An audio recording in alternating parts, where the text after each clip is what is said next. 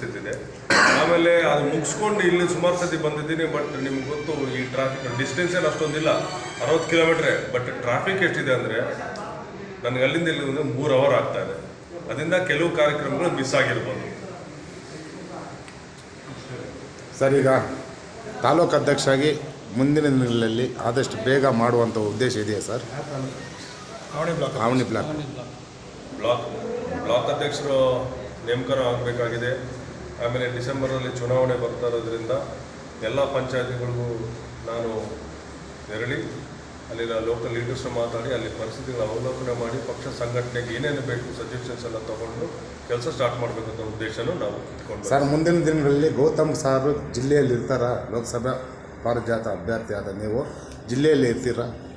ನಾನು ಜಿಲ್ಲೆಯಲ್ಲೇ ಇರ್ತೀನಿ, ಎಲ್ಲೂ ಹೋಗೋದಿಲ್ಲ. ನಾನು ಕೆಲಸ ಕಡೆ ಎಲ್ಲ ಬರ್ತಾಯಿದ್ದೀನಿ. ಆಮೇಲೆ ನಾನು ಈಗಾಗಲೇ ಹೇಳಿದಂಗೆ ನಮಗೆ ಹೈಕಮಾಂಡಿಂದ ಸ್ಪಷ್ಟ ನಿರ್ದೇಶನ ಇದೆ.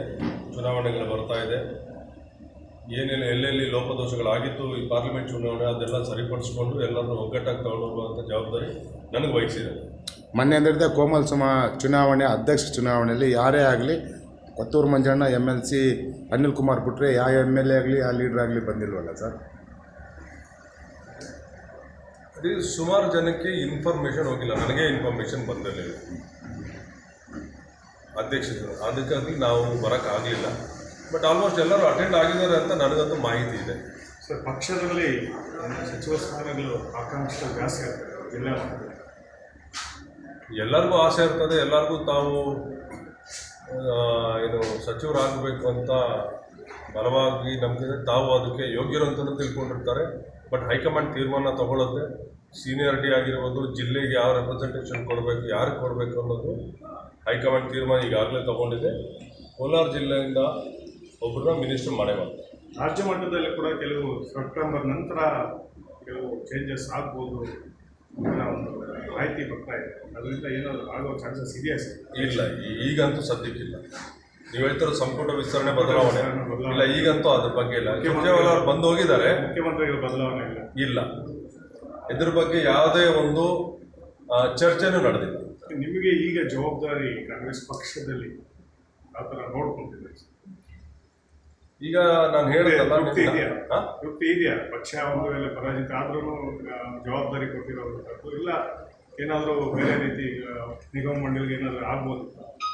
ನಾನು ಯಾವುದೇ ನಿಗಮ ಮಂಡಳಿಗೆ ಆಕಾಂಕ್ಷಿ ಎಲ್ಲ, ನಾನು ಕೇಳುವಿಲ್ಲ. ನನಗೊಂದು ಜವಾಬ್ದಾರಿ ಕೊಟ್ಟಿದ್ದಾರೆ. ಈಗಾಗಲೇ ನಾನು ಮೊದಲಿಂದ ಜಿಲ್ಲಾಧ್ಯಕ್ಷ, ನನಗೆ ಆ ಜವಾಬ್ದಾರಿನೇ ನನಗೆ ಟೈಮ್ ಸಾಕಾಗ್ತಾ ಇಲ್ಲ. ಜೊತೆಗೆ ನಾನು ಕೋಲಾರ ಕೂಡ ನೋಡ್ಕೋಬೇಕು ಅಂತ ಈಗ ಹೆಚ್ಚಿನ ಜವಾಬ್ದಾರಿ ಕೊಟ್ಟಿರೋದ್ರಿಂದ ನನಗೆ ಇದೇ ಸಾಕಾಗ. ನಾನು ಈಗಲೇ ಯಾವ ನಿಗಮ ಮಂಡಳಿ ನಾನು ಕೇಳಿಲ್ಲ, ಕೇಳೋದು. ಮುಂದೆ ಹೇಗಿರ್ಬೋದು ಸರ್? ಕೋಲಾರ ಜಿಲ್ಲೆಯಲ್ಲಿ ನಿಮಗೂ ಜವಾಬ್ದಾರಿ ಇದ್ದಾಗ ಈಗ ಈ ರಾಜಕೀಯದ ಬಗ್ಗೆ ಹೇಗೆ ನೀವು ಅದನ್ನು ನಿಭಾಯಿಸ್ತೇವೆ? ಕೋಲಾರ ಕಾಂಗ್ರೆಸ್ನ ಭದ್ರಕೋಟೆ. ಎಲ್ಲೋ ಸ್ವಲ್ಪ ಸಣ್ಣ ಪುಟ್ಟ ಡಿಫ್ರೆನ್ಸಸ್ಸಿಂದ ನಮಗೆ ಸೋಲಾಗಿರುವುದಿಲ್ಲ. ಸೋಲುವಂಥ ಕ್ಷೇತ್ರ ಅಲ್ಲವೇ ಅಲ್ಲ ಕೋಲಾರ.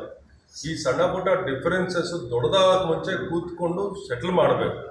ಆವಾಗ ಕೋಲಾರ ಯಾವತ್ತೂ ಕಾಂಗ್ರೆಸ್ಗೆ ಭದ್ರಕೋಟೆಯಾಗಿ ಉಳಿಯುತ್ತೆ. ಸರ್, ಸೀನಿಯರ್ ನಾಯಕರನ್ನ ಮತ್ತೆ ನಿಷ್ಠಾವಂತ ಕಾರ್ಯಕರ್ತನ ಕಡೆಗಣಿಸ್ತಾ ಇದ್ದಾರೆ ಅಂದ್ಬಿಟ್ಟು ಒಂದು ಆರೋಪ ಇದೆ ಸರ್ ನಿಮ್ಮ ಪಕ್ಷದ ಮೇಲೆ ಕಾಂಗ್ರೆಸ್ ಹೇಳಿದ್ದಾರೆ. ನಮ್ಮ ಗಮನಕ್ಕಂತೂ ಬಂದಿಲ್ಲ. ಆ ಥರ ಏನೇ ಇದ್ದರೆ ನಾವು ಖುದ್ದು ಹೋಗಿ ಭಾಗಿಯಾಗಿಸ್ತೀವಿ. Okay sir, thank you sir.